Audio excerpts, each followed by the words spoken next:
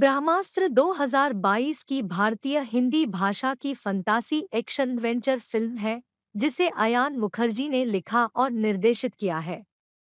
यह करण जौहर, अपूर्व मेहता, नमित मल्होत्रा और मुखर्जी द्वारा प्रोडक्शन कंपनियों धर्मा प्रोडक्शंस, स्टारलाइट पिक्चर्स और प्राइम फोकस के तहत स्टार स्टूडियोज के सहयोग से रणबीर कपूर और मारिज के डिसूजा के साथ निर्मित है। प्राचीन भारत में हिमालय में ऋषियों का एक समूह ऊर्जा ब्रह्म शक्ति से टकराता है, जो अस्त्र नामक महान शक्ति के कई आकाशीय हथियारों का उत्पादन करती है। उनमें से सबसे शक्तिशाली ब्रह्मास्त्र दुनिया को नष्ट करने की क्षमता रखता है। अस्थिर ब्रह्मास्त्र को वश में करने के लिए ऋषि अपने अपने अस्त्रों का उपयोग करते हैं और दुनिया को अस्त्रों की शक्तियों से बचाने के लिए एक गुप्त समाज ब्राह्मण बन जाते हैं। वर्तमान मुंबई में शिवा, एक डिस्क जॉकी, रणबीर कपूर द्वारा अभिनीत, लंदन निवासी ईशा चटर्जी, आलिया भट्ट द्वारा अभिनीत के साथ पहली नजर में प्यार हो जाता है, जो अपने दादा के पंडाल में दुर्गा पूजा उत्सव के लिए भारत आ रही है। जल्द ही ईशा प्रतिक्रिया देती है और शिव के लिए अपनी भावनाओं को व्यक्त करती है। शिव उसे बताता है कि वह एक अनाथ है जो अपने पिता को कभी नहीं जानता था और जब वह बच्चा था तब उसकी मां की आग में मृत्यु हो गई थी। इस बीच दिल्ली में वैज्ञानिक और ब्राह्मण सदस्य मोहन भार्गव, शाहरुख खान द्वारा अभिनीत पर जोर और रफ्तार द्वारा ब्रह्मास्त्र के एक टुकड़े की रक्षा के लिए हमला किया जाता है। मोहन वानरस्त्र का उपयोग करके वापस लड़ता है, लेकिन अंततः जुनून द्वारा वश में कर लिया जाता है, जो रहस्यमय देव के लिए काम करता है। जुनून के कब्जे में मोहन ने खुलासा किया कि ब्रह्मास्त्र का दूसरा टुकड़ा काशी में अनीश शेट्टी नामक एक कलाकार और पुरातत्वविद द्वारा संरक्षित है। इससे पहले कि वह ब्राह्मण के वर्तमान स्थान और गुरु के बारे में बता पाता, मोहन खुद को बालकनी से बाहर फेंक देता है। शिव को जुनून के साथ मोहन की मुठभेड़ का दर्शन होता है।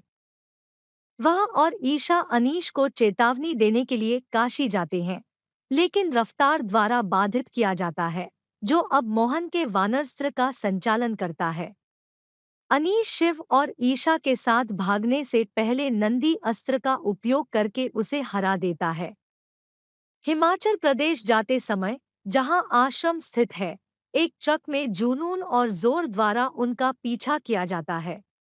अनीश ब्रह्मास्त्र का दूसरा टुकड़ा शिव को देता है और जुनून और जोर से लड़ने के लिए रुक जाता है, केवल मारे जाने के लिए।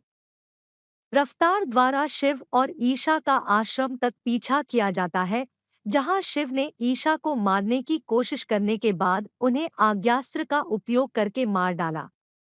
आश्रम में वे अन्य अस्त्रों के बारे में सीखते हैं और शिव को अपने माता पिता की जानकारी के लिए गुरु रघु द्वारा ब्राह्मण में शामिल होने के लिए मजबूर किया जाता है। वह रानी रवीना, शेर और तेंजिंग की अन्य नई भर्तियों से मिलता है, जो सभी रघु द्वारा प्रशिक्षित हैं कि वे अपने संबंधित अस्त्रों का उपयोग कैसे करें, और शिव भी आग पर नियंत्रण प्राप्त करते हैं। जैसे ही जुनून उनके करीब आता है, रघु ने खुलासा किया कि शिव पूर्व ब्राह्मण सदस्यों देव और अमृता के पुत्र हैं। देव ने वास्तव में ब्रह्मास्त्र को जगाया क्योंकि वह एकमात्र व्यक्ति थे जो एक साथ कई अस्त्रों को नियंत्रित करने में सक्षम थे। अमृता, देव के बच्चे के साथ गर्भवती, जिसने जलस्त्र को मिटा दिया, उसे एक दूरस्थ द्वीप पर एक लड़ाई में हरा दिया और दोनों युद्ध से नष्ट हो गए। अमृता की नाव लड़ाई के खंडहर में मिली थी, जिसे द्वीप से वापस लाया गया था, जिसमें ब्रह्मास्त्र के 2 टूटे हुए टुकड़े थे। ब्रह्मास्त्र के टुकड़े मोहन और अनीश दोनों को दिए गए। माना जाता है कि तीसरा टुकड़ा गायब था। रघु और शिव ने निष्कर्ष निकाला कि वे दोनों युद्ध में बच गए। ब्रह्मास्त्र का तीसरा टुकड़ा अमृता के मायास्त्र में एक शंख के रूप में प्रच्छन्न है, जिसे रघु ने शंख पर शिव का रक्त गिराकर छोड़ा। जुनून और उसकी सेना ब्रह्मास्त्र के लिए आश्रम पहुंचती है और सभी को बंधक बना लेती है। शिव जुनून को हराते हैं, जबकि जोर को भी मारते हैं, जो नंदी अस्त्र को मिटा देता है और सभी को मुक्त कर देता है। लेकिन जुनून ईशा से तीसरा टुकड़ा लेने में कामयाब हो जाता है।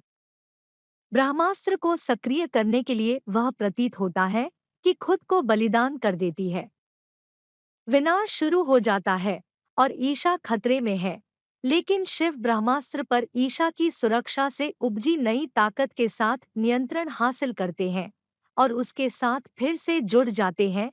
क्रेडिट से पहले जुनून के ब्रह्मास्त्र को सक्रिय करने के कारण देव, जो एक अज्ञात द्वीप पर एक मूर्ति के रूप में कैद था, रिहा हो गया।